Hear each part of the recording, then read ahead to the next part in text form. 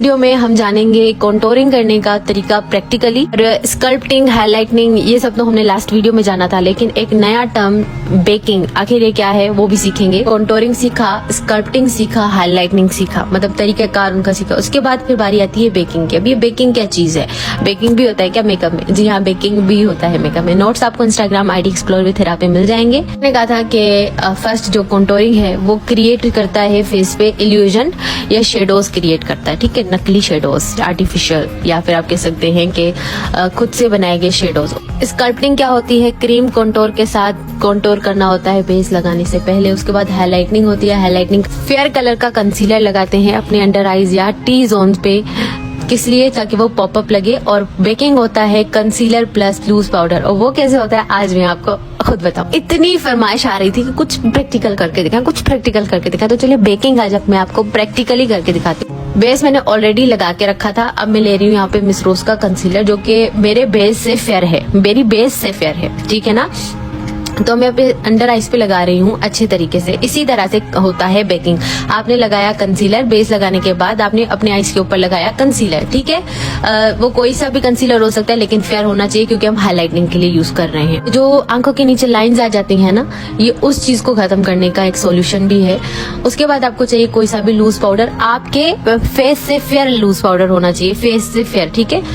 आपने loose powder भर भर के स्पंज पे लिया, भर भर के, ठीक है। ज्यादा आ गया तो उसको डस्ट आउट कर दो एंड देन उसको अपने अंडर आइज पे इस तरह से लगाओ। अच्छा, मेरे मास्क पे पाउडर गिर रहा था, ये कोई वो मत करना, आप लोग हंसना मत, मैं करके दिखा रही हूँ, मुझे अप्रिशिएट करना प्लीज, ठीक है। भर भर के लगाओ अपने अंडर आइज के नीचे।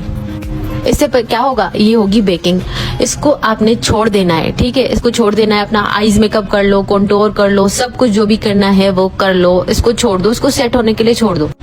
ये खुद ब खुद सेट हो जाएगा। जितना पाउडर इसने एब्जॉर्ब करना होगा करेगा। कंसीलर को ब्लेंड नहीं करना, बिल्कुल। कंसीलर को जस्ट यहाँ पर बस लगाना है, लगा के हल्का सा टैप करना चाहो तो कर लो एंड देन उसके ऊपर इस तरह से लूज पाउडर लगा दो। This is called baking. Fair colour का फाउंडेशन भी यूज कर सकते हो कंसीलर। सब कुछ डन हो जाए तो पाउडर जो एक्स्ट्रा लगा होगा उसको झाड़ दो किसी भी फ्लफी ब्रश के साथ अपने अंडर आइज के नीचे से। या पूरे फेस पे भी बेकिंग कर सकते हो। ये गर्मियों के लिए बहुत अच्छा होता है, सर्दियों में इसकी ज्यादा जरूरत नहीं होती और ब्राइड्स वगैरह पे जरूर किया जाता है, या फिर जिनको बहुत डार्क सर्कल का इश्यू होता है ना, उनके लिए बहुत ज्यादा बेस्ट है। आप बनाना पाउडर भी यूज कर सकते हो। कॉम्पैक्ट पाउडर यूज मत करना, उसमें बहुत कवरेज होता है तो वो केकी हो जाएगा, तो कोई भी लूज पाउडर यूज करो। दूसरी बात, अगर आपको लगता है हमारे अंडर आइज पे लाइंस आ जाती है तो आपने कोई सा भी स्पंज लेना है और ऊपर देखना है, ठीक है, ऊपर देखना है, खाली स्पंज ड्राई अपने अंडर आइज के नीचे इस तरह से टैपिंग वाले मोशन में टैप टैप करना है। इससे क्या होगा, आपकी जो लाइंस आ जाती है ना यहाँ पे मेकअप में, तो वो खत्म हो जाएंगी। ये मेरा एक सीक्रेट टिप है। मेरा इरादा बिल्कुल भी नहीं था इस तरह से वीडियो बनाने का, बस अचानक से मेरा ध्यान गया कि क्यों ना थोड़ा सा करके दिखाया जाए ताकि आपको अच्छे से समझ आ जाए। आपने लेना है कॉन्टोर पाउडर। मैं आपको कॉन्टोरिंग का एक तरीका बताती हूँ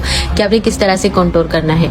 आपने अपने कान के स्टार्ट से, भले कोई सा भी फेस शेप हो, ठीक है, कान के स्टार्ट से आपने शुरू करना है। जहाँ पे कान आपका शुरू होता है वहां से एक लाइन बनानी है, ठीक है। और उसके बाद अपनी आंख की एंडिंग पर, कहा मैं जो इशारा कर रही हूँ ना, आंख की एंडिंग तक आपने एक लाइन बनानी है और उसको बैकवर्ड ब्लेंड करना है, ठीक है। किस तरह से? पीछे की तरफ आपने इसको ब्लेंड करना है। अब आपने वही ब्रश लेना है जिससे आपने लगाया था कॉन्टोर, आपने उसको थोड़ा सा साफ कर लेना है एंड देन इसको ब्लेंड करना है, ठीक है। ये बहुत ही खूबसूरती से आपका ब्लेंड हो जाएगा। और दूसरी बात, ओवर नहीं लगेगा। आपने बिल्कुल लाइट कलर्स यूज करने हैं, ओवर डार्क कलर्स यूज नहीं करने। डिपेंड करता है स्किन टाइप पे कि स्किन टाइप या स्किन टोन कैसी है। डार्क स्किन टोन है तो कॉन्टोर भी डार्क होगा। उसके बाद बहुत सारी गर्ल्स कहते हैं जॉ लाइन पे किस तरह से करना है, तो जॉ लाइन पे इस तरह से करना है कॉन्टोर, ठीक है।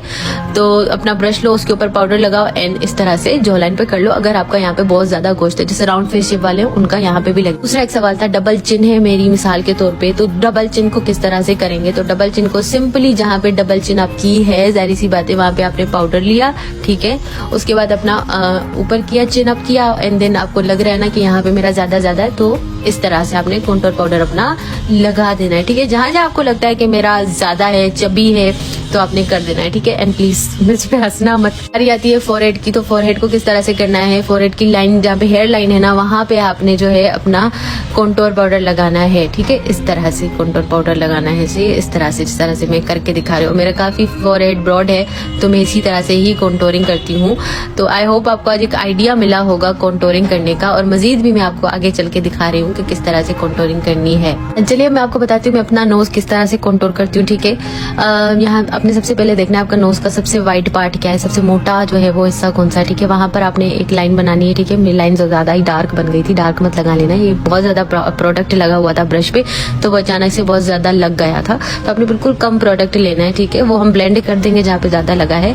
एंड देन देखिए मेरा जो नाक है ना वो एक तरफ से मोटा है और दूसरी तरफ से बिल्कुल पतला जाता है, तो जहां भी ज्यादा मोटा होगा हम वहां पे कलर थोड़ा सा ज्यादा लगाएंगे। और ऐसा नहीं है कि अगर दोनों तरफ से बराबर मोटा है तो हम बराबर ही करेंगे, अगर बराबर नहीं है तो फिर बराबर आपने कलर नहीं लगाना, दोनों की तरफ से लाइन एक जैसी बना लो, तो वो बिल्कुल अजीब सा बिल्कुल पतला सा एक नाक लगेगा और वो अच्छा नहीं लगेगा, ठीक है। अब देखें मैंने कॉन्टोर बराबर कर दिया दोनों तरफ से, ठीक है। उसके बाद बीच में इस तरह से जो ये ब्रिज जो होता है नोज का, इसको हाईलाइटनिंग पॉइंट कहते हैं, यहाँ पे हम लगाएंगे कंसीलर। अगर आप कंसीलर नहीं लगाना चाहते तो आप कोई लिक्विड फाउंडेशन भी लगा सकते हो, स्टिक भी लगा सकते हो। अगर आप ये भी नहीं करना चाहते तो हाईलाइटर जो होता है ना, ग्लोई हाईलाइटर, वो लगा दो बस।